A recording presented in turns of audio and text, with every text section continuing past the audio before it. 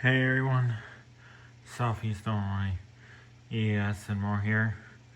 Today I'm going to talk about the two jobs that a blower motor in a furnace has for comfort. So, in the summer, when you're running the air conditioner, the blower motor in the furnace turns on just by itself. You will not have ignition at all from the combustion chamber, except for the winter. And again, the blower motor in wintertime turns on after the ignition process has begun. But first, the draft inducer assembly turns on to clear out the lines, and then the igniter starts to glow, and then the burners ignite, and then seconds after that, the blower motor turns on, and then you start getting warm air. So typically the blower motor has two jobs.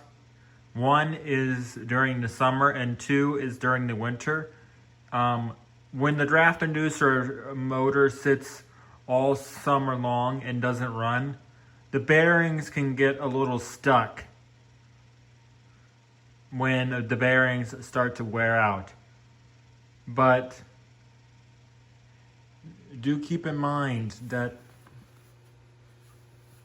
the bearings don't often go out unless they start to wear out from years of use, which is happening on this nearly 10-year-old furnace that you guys can see in this video. The furnace is about 10 years old. Works really well. So yeah,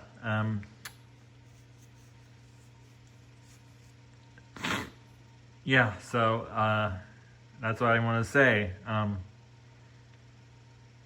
enjoy the video, folks.